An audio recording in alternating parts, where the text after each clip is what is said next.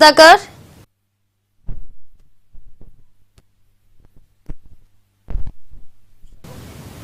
కేంద్ర మంత్రి కిషన్ రెడ్డి మాట్లాడుతున్నారు. ఇప్పుడు లైవ్ చూద్దాం. దానికంటే కొన్ని ఇష్యూస్ ఉండొచ్చు,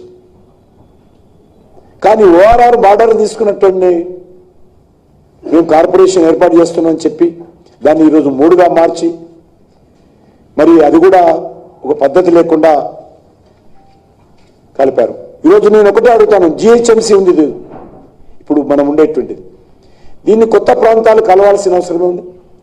మీరు డివైడ్ చేసినప్పుడు సమానంగా చేస్తే బాగుంటుంది కదా.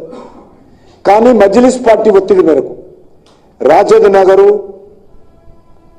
మహేశ్వరం సంబంధించినటువంటి మజ్లిస్ డామినేటెడ్ ఏరియా ఎంత తెచ్చి సెంటర్లో కలిపాం, మెయిన్ కోర్ జిహెచ్ఎంసీలో కలిపాం.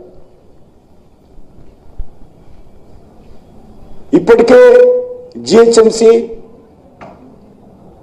కనీస సౌకర్యాలు కల్పించలేకపోతా ఉంది.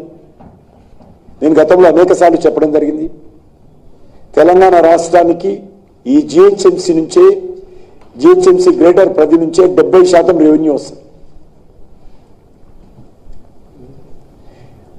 అటువంటి జిహెచ్ఎంసీ 2 ప్రధానమైనటువంటి సంస్థలు ప్రజలకు పౌర సౌకర్యం కల్పిస్తారు.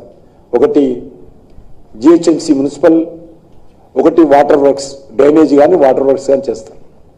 ఈ 2 సంస్థలు కూడా ఈరోజు ఆర్థిక సంక్షోభంలో ఉంది. ప్రభుత్వము జిహెచ్ఎంసీ మీద పెత్తనం చేయడము, జిహెచ్ఎంసీ ఏరియాలో ఆర్ఆర్ ట్యాక్స్ వసూలు చేయడము, జిహెచ్ఎంసీ పరిధిలో పర్మిషన్స్ కావాలన్నా, కట్టిన తర్వాత ఇన్వాయిస్లు కావాలన్నా. ఇవి బులెటిన్ అప్డేట్స్ చూస్తున్నానండి మహా న్యూస్.